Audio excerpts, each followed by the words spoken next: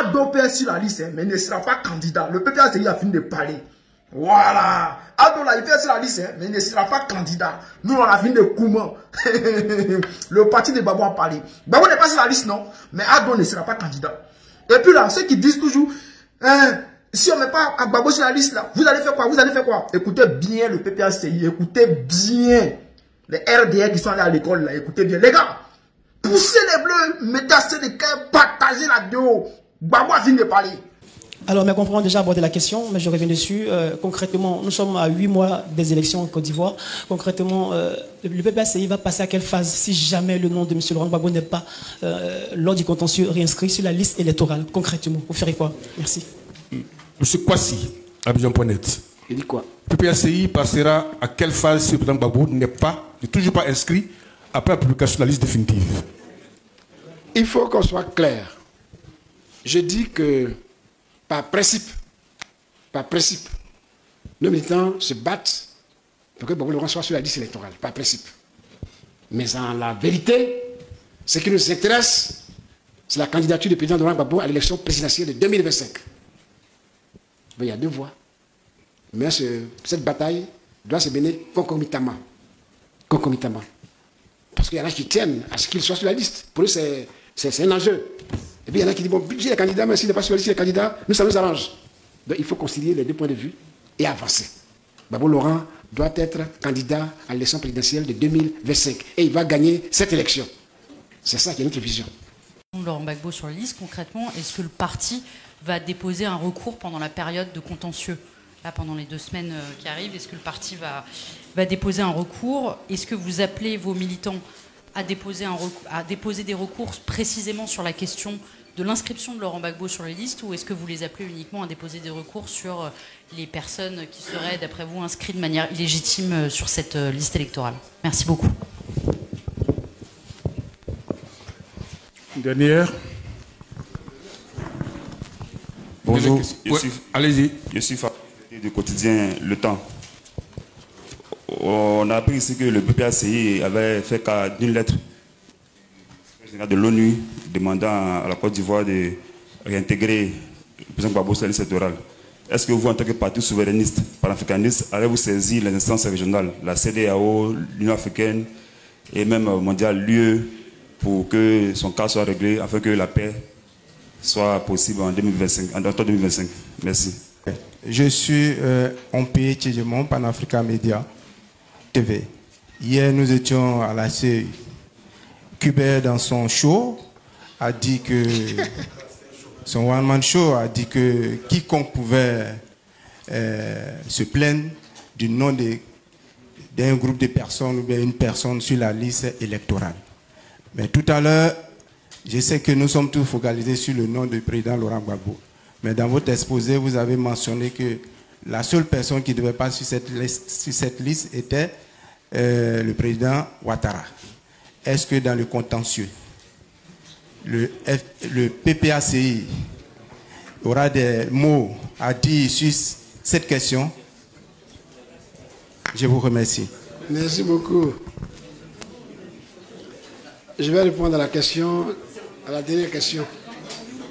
On peut y aller? Oui, allez-y, président. D'accord. Non, concernant l'inscription du président Ouattara sur la liste, effectivement, on va déposer recours.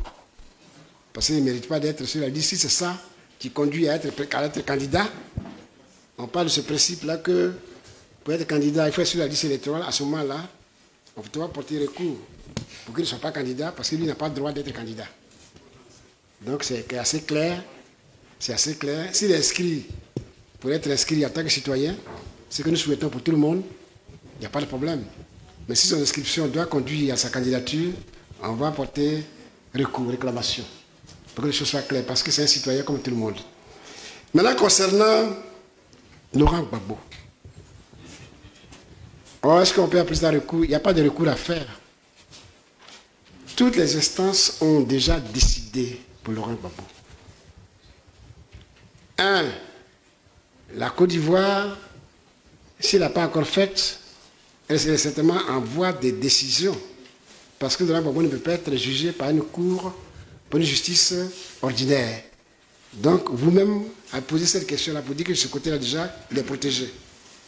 Mais il y a la Cour africaine des droits de l'homme et des peuples qui a sorti un arrêt qui oblige l'État de Côte d'Ivoire à rétablir le président Laurent Gbagbo dans ses droits, c'est-à-dire s'inscrire sur la liste électorale. Cette décision qui a été signifiée au président Ouattara, il n'a pas transmise à la commission électorale, d'après ce qu'on nous dit, à la CEI. À la CEI. Oui, c'est bien ça. C'est ce qu'on nous dit. Si c'est vrai, c'est un président, non, je ne vais pas le dire, mais ce n'est pas bien. Sinon, j'aurais dit c'est une faute. Mais comme c'est un président, je ne vais pas dire ça. Mais ce n'est pas bien. Son rôle, c'est d'instruire ces institutions que voilà la décision que j'ai, faites-en bon usage. Il ne peut pas bloquer la décision, s'asseoir dessus et laisser Gbagbo, Laurent, dans la nature. Ça ne se fait pas. C'est une question de courtoisie, de caractère républicain, d'élégance même, d'élégance. Voilà, donc c'est ça. C'est pour ça qu'il dit de ce côté-là, c'est réglé. Parce que la décision existe. La décision existe, bel et bien. Donc nous, on va prendre ça puis on va déposer. Donc les recours là, ça est déjà là. Vous voyez tous ces recours, les documents sont là, ils sont dans les mains de la justice, enfin des décideurs ivoiriens, mais ils ne veulent pas se prononcer là-dessus. Donc on attend. On continuera à nous battre.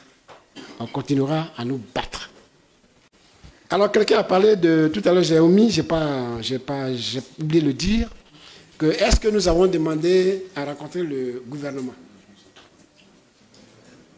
Oui, je l'ai déjà dit, mais il y a une chose qui m'a échappé. Ça devait être en 2020, si l'honorable est d'accord avec moi.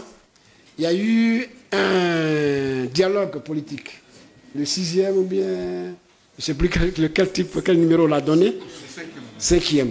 Ce dialogue politique a été présidé par mon parent, paix à son âme, Amadou Gon Coulibaly, Premier ministre. Quand nous étions en train de préparer ce travail, ce sein de travail, sur le code électoral plus particulièrement, parce qu'on a estimé que le code électoral était confligène, il fallait donc extirper tous les éléments qui étaient confligènes et faire un code électoral consensuel. C'est à ce moment-là que les partis politiques et la société civile sont rentrés à conclave avec le gouvernement, ils ont travaillé. Et ils étaient presque sur le point, ils ont même rédigé un document